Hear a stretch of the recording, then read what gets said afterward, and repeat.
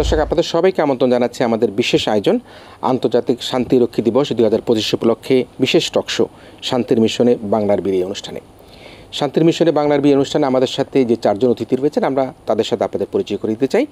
আমাদের সাথে রয়েছেন colonel Mohammad Altaf Ali PSC, principal Prayas, Dhaka সেনানিবাস। এরপরে রয়েছেন group captain Mohammad Kamrul Islam PHC PhD, পরিচালক cyber welfare and information technology পরিদপ্তর, বিমান বাহিনী সদর দপ্তর, ঢাকা সেনানিবাস। পরবর্তী অতিথি হিসেবে রয়েছেন কমান্ডার হাসিনা আক্তার, উপপরিচালক নৌ অস্ত্র ও বিদ্যুৎ প্রকৌশল পরিদপ্তর, নৌবাহিনী সদর দপ্তর। শান্তির মিশনে বাংলার বীর অনুষ্ঠানে সর্বশেষ যিনি অতিথি রয়েছেন আমাদের সাথে, তিনি হচ্ছেন জনাব আহমদ মঈদ, অতিরিক্ত ডিআইজি, কল্যাণ ট্রাস্ট, পুলিশ হেডকোয়ার্টার, ঢাকা।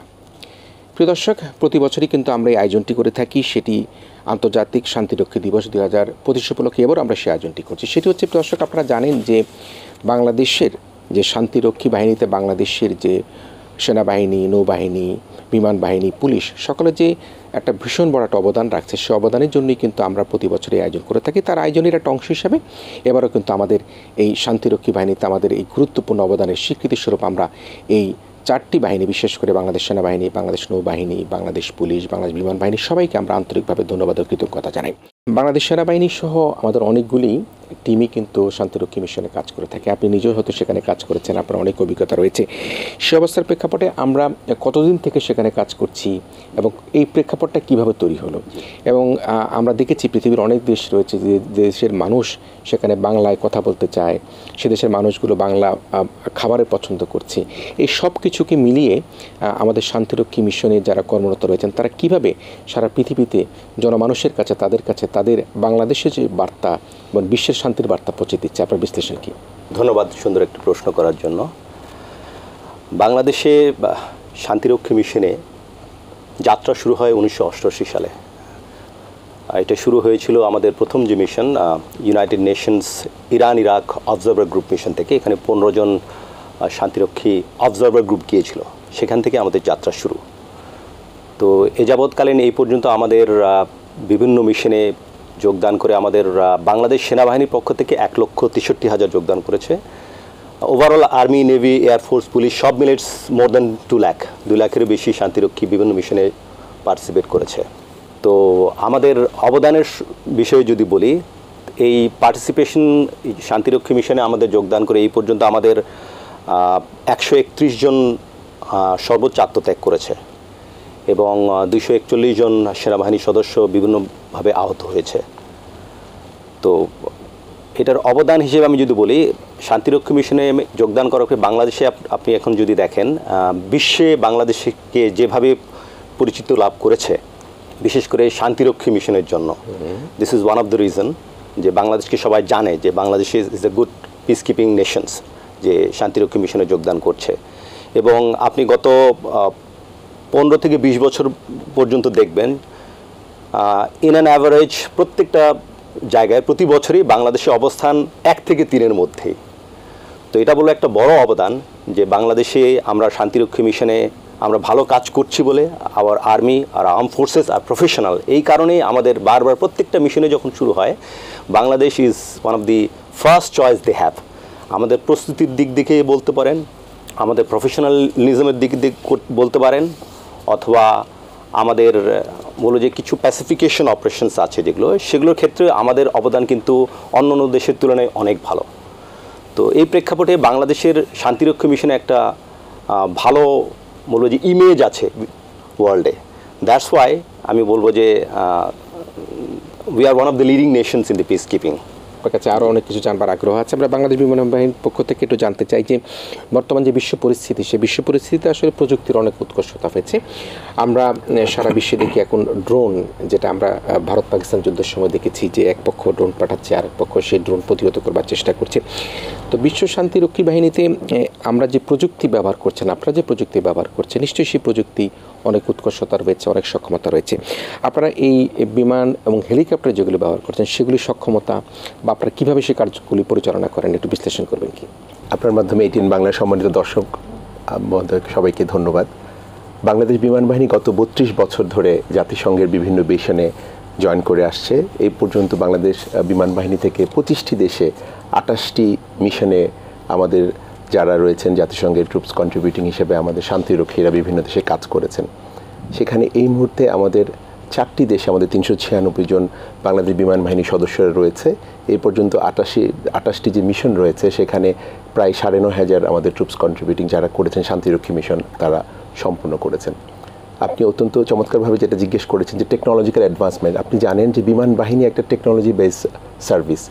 বাংলাদেশে এবং বিশ্বের প্রত্যেকটি দেশে যেখানে বাংলাদেশ বিমান বাহিনী থেকে জাতিসংঘ মিশনে মোতায়েন করা হয়েছে সেখানে বাংলাদেশ বিমান বাহিনীর বিভিন্ন রকমের হেলিকপ্টার্স রয়েছে, ট্রান্সপোর্ট এয়ারক্রাফট রয়েছে। এছাড়াও আমাদের বিভিন্ন communication device, satellite communication device সহ state of the art technological advancement রয়েছে।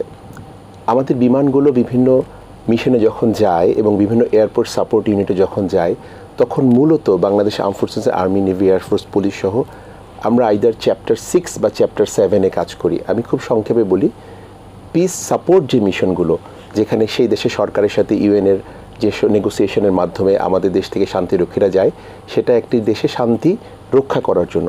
আর চ্যাপ্টার 7-এর মাধ্যমে পিস এনফোর্সমেন্টের জন্য যায়, যেখানে কোয়েরসিভ পাওয়ারও ব্যবহার করতে হতে পারে, সেখানে আরও কিছু আর্মড ইউটিলিটি আর্সেনালও ব্যবহার করতে হতে পারে।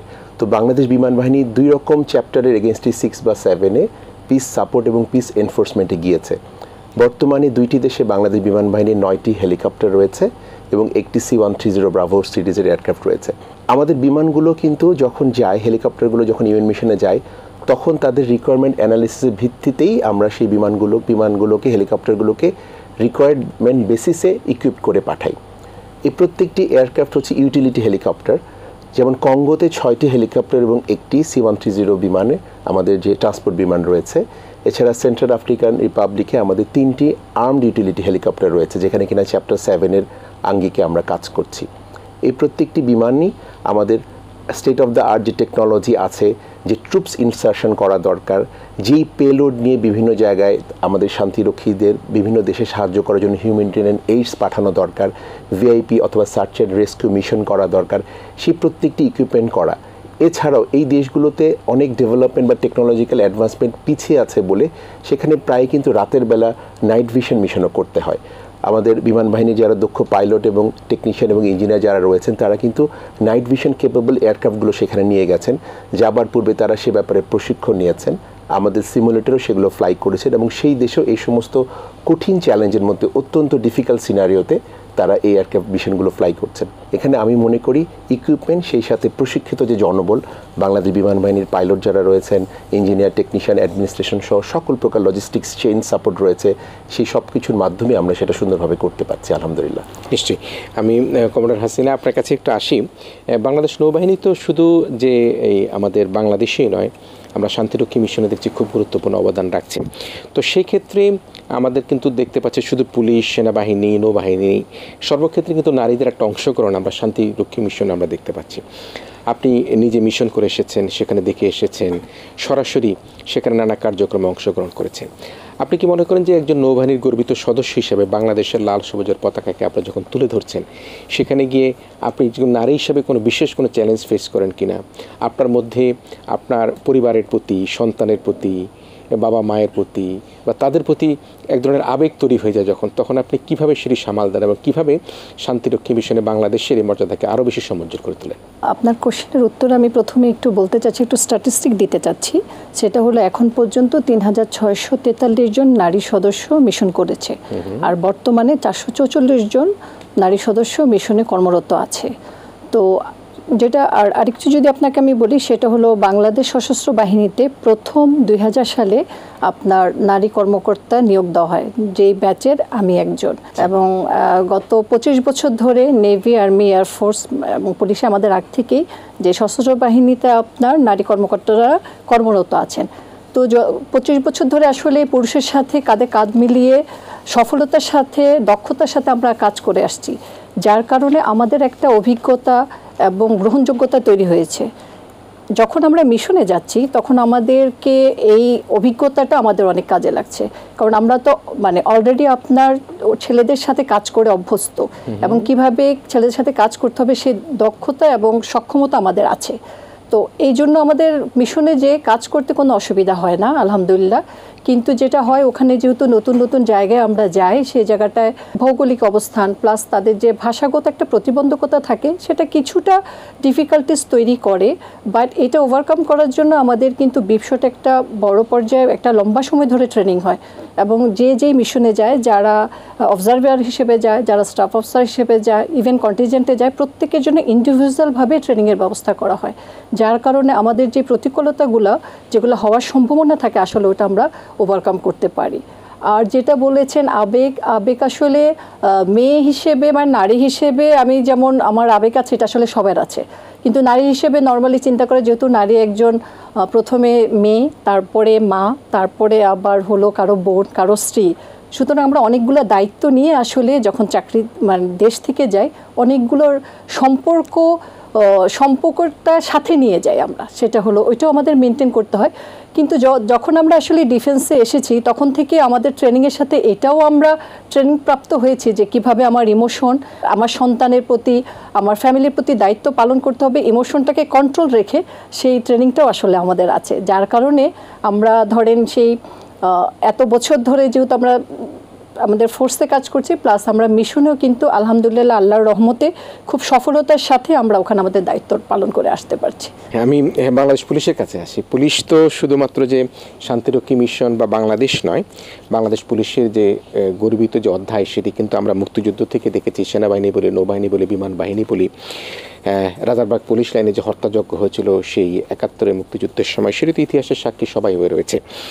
বাংলাদেশ পুলিশের একজন গর্বিত সদস্য হিসেবে আপনি ইউএন মিশন করেছেন, আপনি বাংলাদেশের নানা কর্মযজ্ঞের সাথে সম্পৃক্ত থাকার পরও সেখানে গিয়ে যে দেশে মিশন করেছেন সেখানে গিয়ে নানা ভাষা, নানা শিল্প সংস্কৃতি, নানা কিছুর সাথে কিন্তু আপনাদেরকে অ্যাডজাস্ট করতে চলতে হয়েছে। বাংলাদেশের বাইরে যখন কাজ করতে গিয়েছেন, সেই কাজ করতে গিয়ে আপনি নিজের কাছে কি মনে হয়েছে যে বাংলাদেশ পুলিশ আসলে বাংলাদেশে যেভাবে কাজ করে এবং শান্তিরক্ষী মিশনে যেভাবে কাজ করে তার মধ্যে কোথাও কোনো পার্থক্য আছে কিনা? দ্যাট মিনস আপনার ট্রেনিং, আপনার সেখানে অ্যাডাপ্টেশন, এগুলির মধ্যে কোথাও কি আপনি কোনো পার্থক্য খুঁজে পান কিনা? না, ঠিক আছে, আপনি যেটা বলছেন, আমরা আসলে মিশন তো ওয়ার্ল্ডের যেগুলো জায়গায় অ্যাকচুয়ালি সবচাইতে ইম্পর্টেন্ট মিশনটা হলো পিস কিপিং মিশন।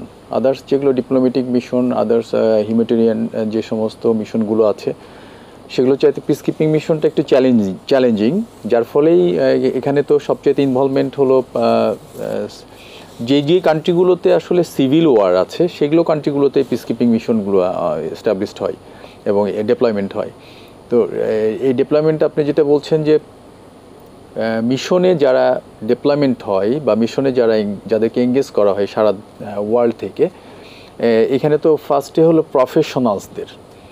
তো প্রফেশনালসরা অ্যাকচুয়ালি ইউনাইটেড নেশনস তো হান্টিং করে, হায়ার করে এই সমস্ত পার্সনদেরকে যারা প্রফেশনালি সাউন্ড এবং সম্পূর্ণ সারা ওয়ার্ল্ড থেকে এই হান্টিংটা ওদের সাকসেসফুলি করে এবং ওনারা নিজেরা গিয়ে এফপ্যাট, স্যাট এই সমস্ত এক্সামের মাধ্যমে নিয়ে আসে, যার ফলে আমরা তো সব পরীক্ষা দিই। এখানে টোটালটাই একটা প্রসিডিউরের মাধ্যমে নেওয়া হয়, একটা কম্পিটেন্ট এক্সামিনেশনের মধ্য দিয়ে নেওয়া হয়। তারপরে আবার এখানে তো প্রি ডেপ্লয়মেন্ট আবার একটা ট্রেনিং আছে আমাদের এখানে, ট্রেনিং ইনস্টিটিউট আছে, ট্রেনিং সেন্টার আছে, এগুলোতে পুলিশেরও আছে, আর্মি আদার্স যে বাহিনী তাদেরও আছে। এখানে ট্রেনিংগুলো করার পরে তারপরে আবার এই কম্পিটিটিভ এক্সাম দিয়ে তারপরে আসে। তো একজাক্টলি যে সমস্ত আসলে প্রফেশনালস তো তারাই, যে আমরা এখানে পুলিশের যে কাজগুলো করছি, বাংলাদেশে যে ডিউটিটা করছি, যে সমস্ত জব আমাদের এখানে, যে জব ডেসক্রিপশন, এটাই হলো ইউএনএ। আমরা ওখানে যে সিভিল ওয়ার যেগুলো কান্ট্রিতে আছে, আনরেস্ট, মুভ কন্ট্রোল, এই সমস্তগুলো আমরা, আপনি তো বাংলাদেশ সম্পর্কে জানেন, আমরা এটা তো প্রতিনিধিত্ব ডিউটি আমাদের এটা, যার ফলে আমরা ওই কান্ট্রিগুলোতে গিয়ে আমাদের কাছে বাংলাদেশ পুলিশের প্রফেশনালস যারা আমি নিজেও 3টা দেশে মিশন করেছি এবং এগুলোতে আমরা এবং আনরেস্ট সিচুয়েশনে দায়িত্ব পালন করার সুযোগ হয়েছে। তো ওইখানে দেখেছি আমাদের কাছে আমরা কোনো এই ব্যাপারে কোনো হেজিটেট ফিল করি নাই, ইজিলি আমরা এগুলো ট্যাকেল করতে পারছি। আমাদের তো পুলিশের 3 ধরনের মিশন হয়, একটা হলো প্রফেশনাল পি লেভেলের যে মিশনগুলো, সেগুলোতে সিনিয়র অফিসাররা যায়। তারপরে আরেকটা আছে আইপিও, যেটা ইন্ডিভিজুয়াল পুলিশ অফিসার, তারপরে আরেকটা হলো এফপিইউ, যেটা ফার্ম পুলিশ ইউনিট, এটা যাই। তো এই আমার অভিজ্ঞতাগুলো হয়েছে ডিফারেন্ট ওয়েতে, সবগুলোতেই আমরা চাকরি করার একটা সুযোগ হয়েছে। তো সেগুলো জায়গাতে দেখেছি যে আপনার আমাদের কোনো ক্ষেত্রে আমরা জাস্ট মোটিভেশন দিয়েই মুভ কন্ট্রোল করে ফেলেছি, আবার কোনো ক্ষেত্রে হয়তো হালকা একটা লাঠি চার্জ করে মুভ কন্ট্রোল হয়েছে, আবার কোনো ক্ষেত্রে গ্যাস গান বা রাবার বুলেট থ্রো করতে হয়েছে, এইরকম মিশন এরিয়ায়। তো কিছু ক্ষেত্রে কিছু অ্যাক্টিভিটিস আছে যেগুলো আপনার মুভ কন্ট্রোলের এইগুলো হাতিয়ার, এগুলো হলো পুলিশের মধ্যে কিছুটা মোটিভেশন, অনেক সময় আপনাদের উপস্থিতি, সবকিছুতে দেখা যায় যে সব পক্ষের একটা আস্থা আছে। দেখা গেল দুই পক্ষ তিন পক্ষ একটা সংঘাতে লিপ্ত হচ্ছে, কিন্তু আমাদের পিস কিপিং এর সদস্যরা যখন হাজির হয়ে যায় তখন তারা মনে করে না এরা কারো পক্ষেই যাবে না, তারা শান্তির পক্ষেই থাকে। আমরা আলোচনার এক পর্যায়ে বুঝতে পারলাম যে আসলে বাংলাদেশের শান্তিরক্ষী বাহিনী যে সদস্যরা তারা কিভাবে সেখানে মুভ কন্ট্রোল করে, সেখানে কিভাবে মানুষের মধ্যে শান্তি বার্তা পৌঁছে দেওয়ার জন্য তারা চেষ্টা করে, এবং যেটি আমাদেরকে সারা বিশ্বের মধ্যে আমরা মনে করি আমাদেরকে যে লাল সবুজের পতাকাকে তুলে ধরবার জন্য সবচাইতে একটা গর্বিত অধ্যায় হিসাবে আমাদের জন্য একটা বড় জায়গা তৈরি করে দিচ্ছে। আমি বাংলাদেশ সেনাবাহিনীর সম্মানিত কর্নেল মহোদয় আপনার কাছে একটু আসি। আসলে এই যে শান্তি মিশন আপনারা যাচ্ছেন, আপনি বলেছেন সেখানে অনেক ক্যাজুয়ালিটি হয়, একটা ঝুঁকি থাকে, এবং আমরা মাঝে মাঝেই দেখি যে আমাদের অনেক গর্বিত সদস্যরা, আমরা সেনাবাহিনী বলি, নৌবাহিনী বলি, পুলিশ বলি, বিমান বাহিনী বলি, সেখানে হতাহত হয়, নিহত হয়। এরপরও কিন্তু আপনাদের মধ্যে এই শান্তি মিশনে যাবার জন্য নিজেকে সারা বিশ্বে বাংলাদেশের লাল সবুজের পতাকা তুলে ধরবার জন্য কোথাও কিন্তু দেখি না যে অনাগ্রহ রয়েছে, মৃত্যুর ঝুঁকি নিয়ে কিন্তু আপনারা যান। তো সেই অবস্থার প্রেক্ষাপটে এই এত বড় কর্মযজ্ঞের মধ্যে যখন আপনারা আত্মত্যাগের জন্য প্রস্তুত থাকেন, সেই প্রস্তুতি করতে গিয়ে কোথাও কি বড় ধরনের কোনো ঝুঁকির মধ্যে পড়েছেন কিনা, ঝুঁকি বলে সেই ঝুঁকিটা কীভাবে মোকাবেলা করেছেন, আবার হয়তো বা আপনার কোনো নিকটতম বন্ধু যিনি আপনার সাথে গিয়েছেন, যিনি হতাহত হয়েছেন, নিহত হয়েছেন বা আহত হয়েছেন, সেরকম দিয়ে একটি প্রেক্ষাপট আমাদেরকে বলবেন কিনা। প্রত্যেকটা মিশনে যেতে হলে একটা প্রস্তুতি লাগে, যে কোনো মিশন করতে প্রস্তুতি যত ভালো হবে সে মিশনটা তত ভালোভাবে সম্পন্ন করতে পারবো আমরা। তো এদিক দিয়ে আমি বলবো আলহামদুলিল্লাহ বাংলাদেশ সেনাবাহিনীর আমাদের যে স্ট্রাকচারটা আছে, এই স্ট্রাকচারটা এত সুন্দরভাবে করা আছে যে একটা পিস কিপার যখন মিশনে যায় সে 100% প্রিপেয়ার্ড হয়ে যায়।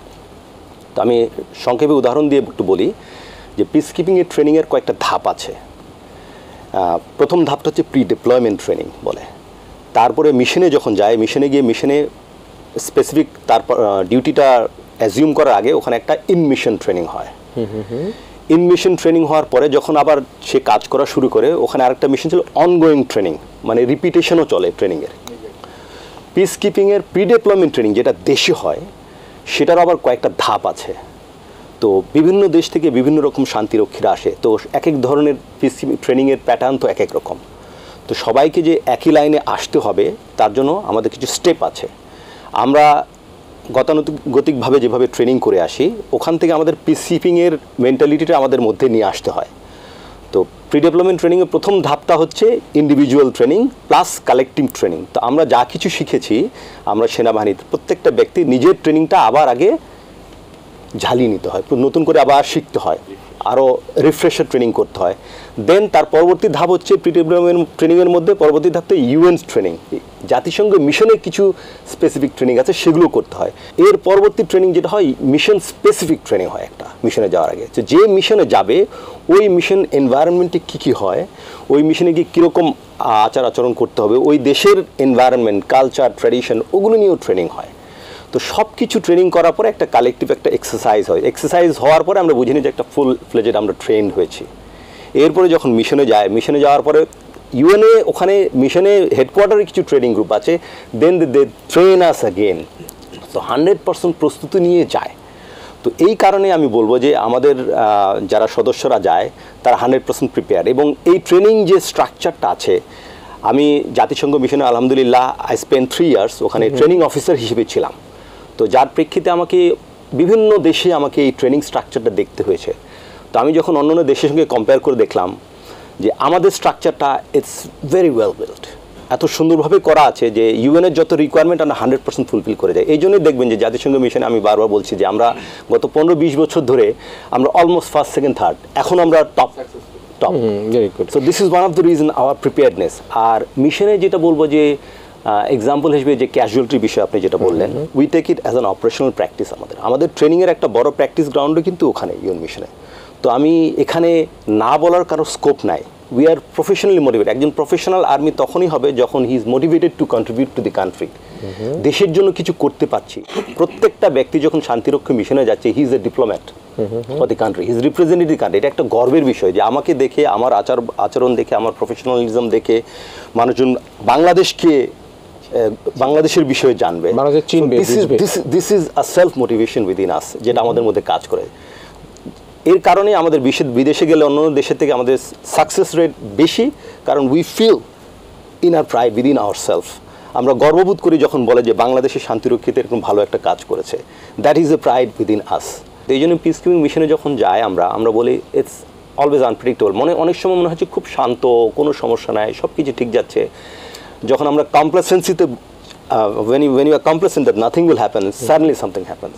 তো এই জন্যে আমরা সবসময় আমাদের সদস্যভাবেই ট্রেন করি যে কোনো সময় কোনো কিছু বিষয়ে শিথিলতা প্রয়োগ করা যাবে না।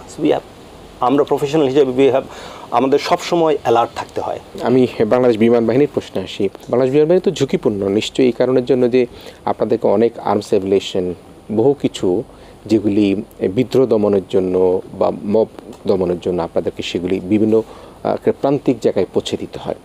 তো সেই পৌঁছে দেওয়ার ক্ষেত্রে আসলে যে দেশগুলোতে বাংলাদেশ শান্তি মিশন কাজ করে, সেখানে কিন্তু প্রায় দেশগুলোই কিন্তু এই ধরনের প্রত্যন্ত অঞ্চল, প্রান্তিক অঞ্চলগুলি সবচেয়ে বেশি। সেখানে আপনারা কীভাবে একটা হঠাৎ করে একটা খবর আসলো ওই জায়গার মধ্যে একটা ইনসার্জেন্সি হতে পারে, ওই জায়গার মধ্যে একটা মব হতে পারে, ওই জায়গার মধ্যে একটা গণ্ডগোল হতে পারে, ফায়ারিং হতে পারে, আপনারা কীভাবে সেই জিনিসগুলো পৌঁছে দেন এবং অত্যন্ত শান্তিপূর্ণভাবে পৌঁছে দিয়ে সেই জায়গাটাকে বিদ্রোহ বা সেখানকার যে একটা ইনসার্জেন্সি চলছে সেটাকে আপনারা কন্ট্রোলে নিয়ে আসেন?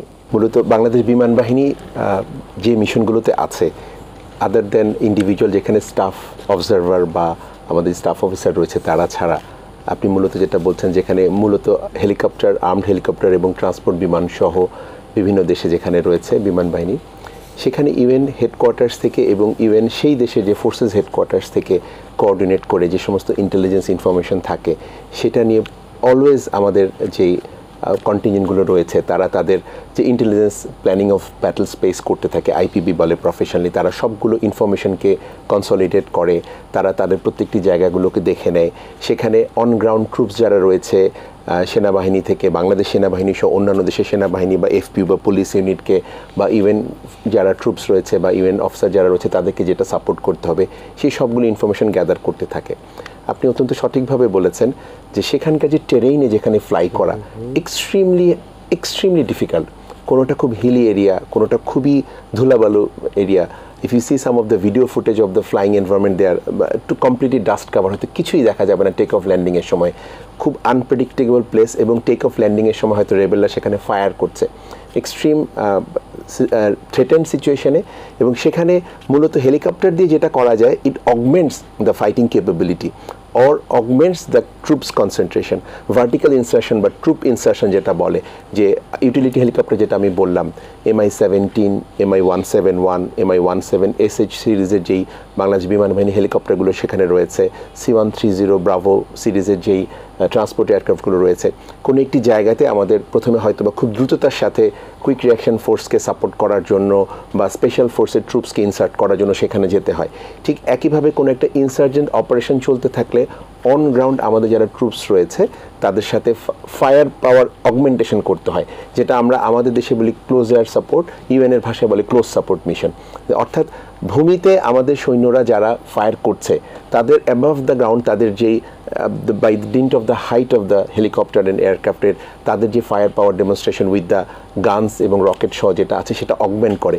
এবং এখানে অগমেন্ট কিন্তু মূলত টিপিক্যাল যুদ্ধের মতো কিন্তু কোনো মানুষের ক্ষতি সাধন বা ক্যাজুয়ালিটি পৌঁছানো না, মূলত ডেটানেস হিসেবে কাজ করে এবং প্রয়োজনে সাপ্রেস ফায়ার করতে কাজে লাগে, এবং আমাদের ট্রুপস অন গ্রাউন্ডে যে পার্টিকুলার যে টাস্কটা ইউএন থেকে দেওয়া হয় সেটাকে অগমেন্ট করতে সাহায্য করে। এবং শুধুমাত্র এয়ারক্রাফট ফ্লাইংই না, আপনি দেখবেন আমাদের বাংলাদেশ বিমান বাহিনীতে কিন্তু এয়ারফিল্ড সাপোর্ট ইউনিটও আছে। Airfield support unit like running the airport there, সেখানে এয়ারপোর্টটা হয়তোবা খুবই লিমিটেড রিসোর্সের সাথে, হয়তোবা বেশি কিছু নেই, আমরা হয়তো একটা কমিউনিকেশন গ্যাজেট নিয়ে গেছি, সেখানে হয়তোবা কোনো আমাদের প্রপার কোনো রানওয়ে নেই, হয়তোবা গ্রাসি ফিল্ডের সাথে একটা কম্বিনেশন অফ রানওয়ে, সেই রাগড টেরেনের মধ্যে হয়তোবা টেক অফ ল্যান্ডিং করতে হচ্ছে অত্যন্ত ঝুঁকির সাথে, এবং অত্যন্ত ঝুঁকির সাথে কোনো একটা লোড নিয়ে যেতে হচ্ছে। যেমন শুধুমাত্র হিউম্যানিটেরিয়ান এইড, ট্রুপস ইনসারশন বা ফায়ারিং সাপোর্টই না, সেসব দেশে যখন নাকি ডেমোক্রেটিক এম্পাওয়ারমেন্ট প্রয়োজন হয়, তখন যদি ইলেকটোরাল আইটেম নেওয়া একটা প্রত্যন্ত অঞ্চলে যেখানে রোডের কমিউনিকেশন নেই, সেখানে ইলেকটোরাল কমিউনিকেশন, ব্যালট থেকে শুরু করে অন্যান্য সব কিছু নিয়ে ওই দেশের গভর্নমেন্ট এবং ইউএনকে সাপোর্ট করতে হয়, যাতে সে দেশে গণতন্ত্রের পুনরুজ্জীবিত হয়, যাতে সেখানে এম্পাওয়ার হতে পারে, পিসটাকে এনফোর্স হতে পারে, সেই জন্য আমরা কাজ করেছি। এবং আমি মনে করি গত কয়েক বছরে বিমান বাহিনীর যে হেলিকপ্টার, আমি একটা উদাহরণ দিই আপনাকে বাই নাম্বার, মোর দেন 80,000, 80,000 ঘন্টার বেশি ফ্লাইংয়ের রেকর্ড আছে বাংলাদেশ বিমান বাহিনী সেফ।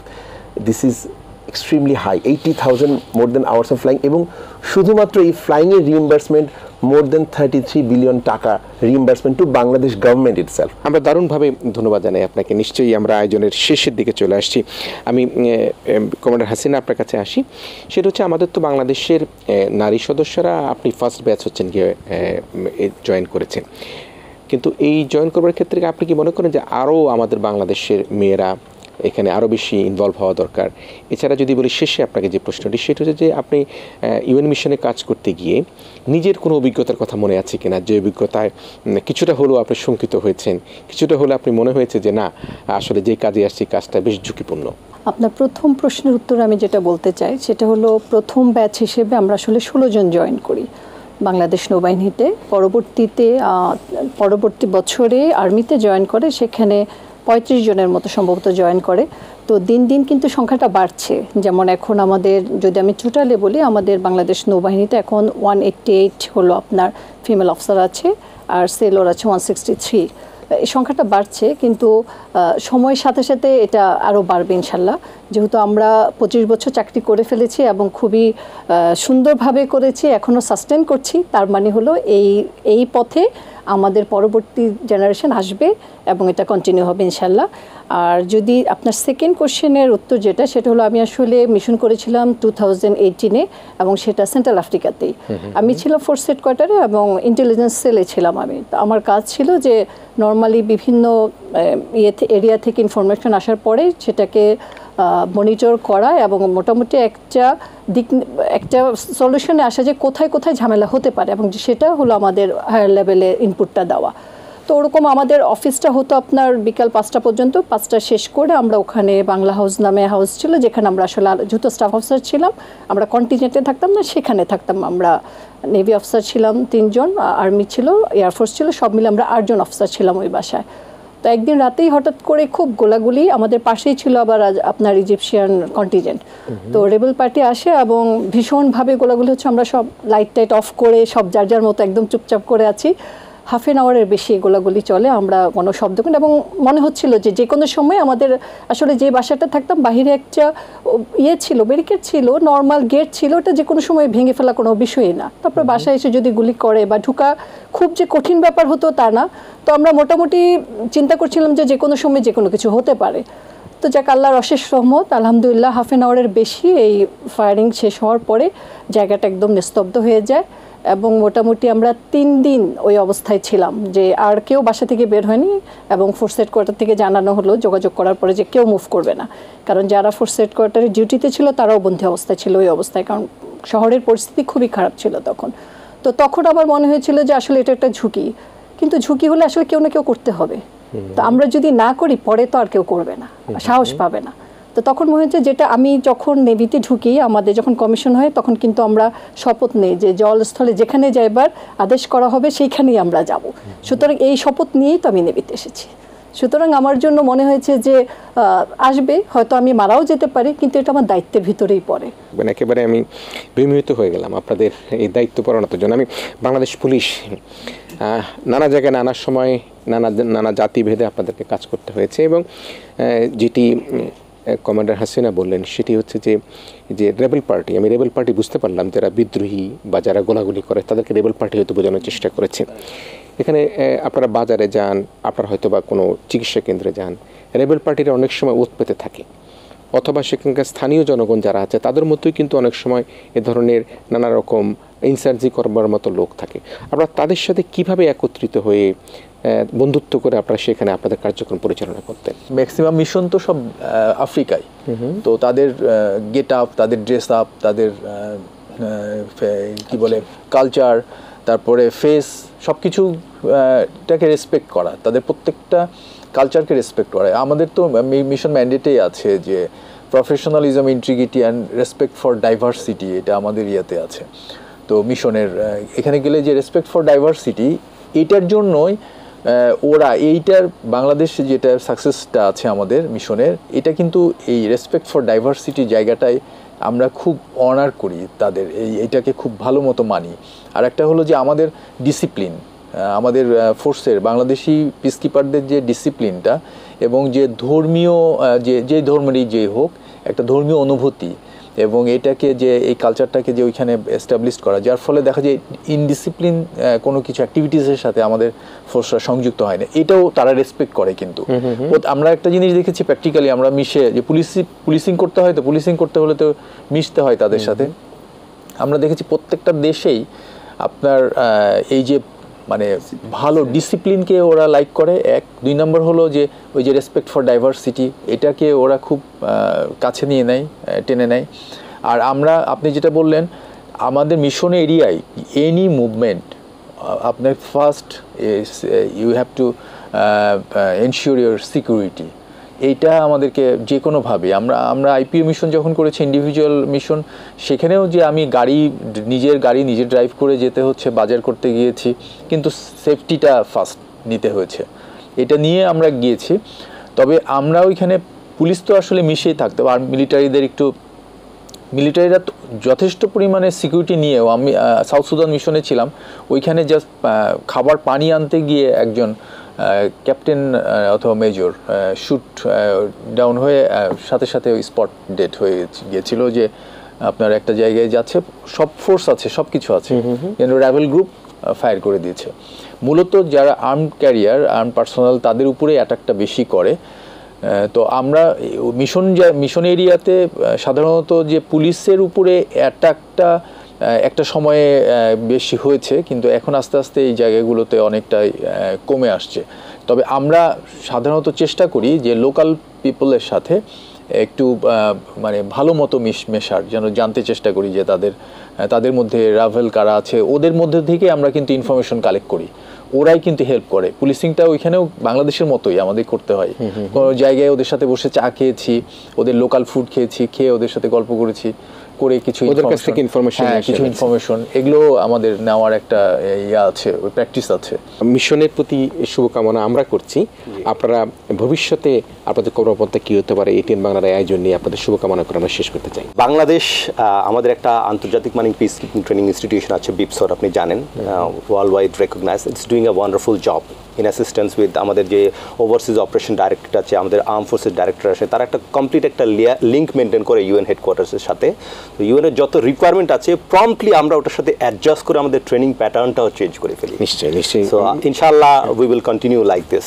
মিস্টার কামরুল, আমরা শেষ করতে চাচ্ছি। ধন্যবাদ। আমরা এটিএন বাংলার দর্শক আপনার মাধ্যমে প্রথমেই ধন্যবাদ জানাতে চাই for this tribute for the arm forces and our police, এবং এইটাকে রিকগনাইজ করার জন্য।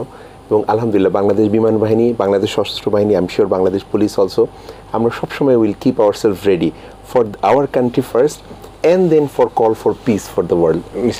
এখন যেমন বাংলাদেশ ইউএন মিশনের কাছে বা পুরো পৃথিবীর কাছে টপ কন্ট্রিবিউশন ট্রুপ হিসেবে আছে, সেভাবেই আমরা সারা থাকতে চাই, এবং আমাদের দেশের জন্য যখন প্রয়োজন হবে সেখানে আমরা সর্বোচ্চ দায়িত্ব পালন করতে চাই। আগে যেমন অনেকগুলো মিশন ছিল, 1000-এর মতো এরকম অফিসার এঙ্গেজ থাকতো, ডেপ্লয়মেন্ট হতো, কিন্তু এখন এত মিশন কমে আসছে, যার ফলে আমরা সেভাবে মিশনে পার্টিসিপেট করতে পারছি না। তবে আমরা আশা করব যে আগামী দিনে এই টক শোর মাধ্যম দিয়ে আগামী দিনে যেন মিশন আরও বৃদ্ধি পায়, আমাদের অফিসাররা যেন যেতে পারে। সবাইকে ধন্যবাদ। আমরা এটুকু বুঝতে পারছি, তারা আমাদের জল, স্থল, আকাশপথ সব জায়গাকে তারা সুরক্ষিত রাখবার জন্য দেশে এবং মিশনগুলোতে তারা একত্রে কাজ করবার জন্য তারা অঙ্গীকারবদ্ধ, এবং এই অঙ্গীকারের কারণের জন্য আমরা যদি মনে করছি যে বাংলাদেশের যে সকল এই সেনাবাহিনী, নৌবাহিনী, বিমান বাহিনী, বাংলাদেশ পুলিশের যে কর্মকর্তারা, বাংলাদেশ পুলিশের যে সদস্যরা, বাংলাদেশ সেনাবাহিনীর যে সদস্যরা, নৌবাহিনীর যে সদস্যরা, বিমান বাহিনীর যে সদস্যরা বিভিন্ন দেশে কাজ করছেন, তাদের জন্য আমাদের অত্যন্ত ভালোবাসা এবং শ্রদ্ধা রইল যে তাদের কারণের জন্য একদিকে দেশের সম্মান বৃদ্ধি পাচ্ছে, আর্থিক খাতে আমাদের রিজার্ভের পরিমাণ বাড়ছে, এবং অন্যদিকে আমরা যেটা মনে করি সেটি হচ্ছে বাংলাদেশের এই পতাকাকে আমরা সারা বিশ্বে আমরা পরিচিত করে তুলতে পারছি। প্রিয় দর্শক, আপনারা যারা তখন আমাদের সাথে আমাদের এই আয়োজন, বিশেষ আয়োজন, আমাদের এই আয়োজন শান্তির মিশনে বাংলার বীর এই অনুষ্ঠান দেখলেন, আপনাদের সবাইকে আমাদের আগামী যে কোনো আয়োজন দেখবার জন্য অনুরোধ করে আজকের মতো এখানেই শেষ করছি। আপনারা ভালো থাকবেন, সবাই মিলে ভীষণ ভালো থাকবেন।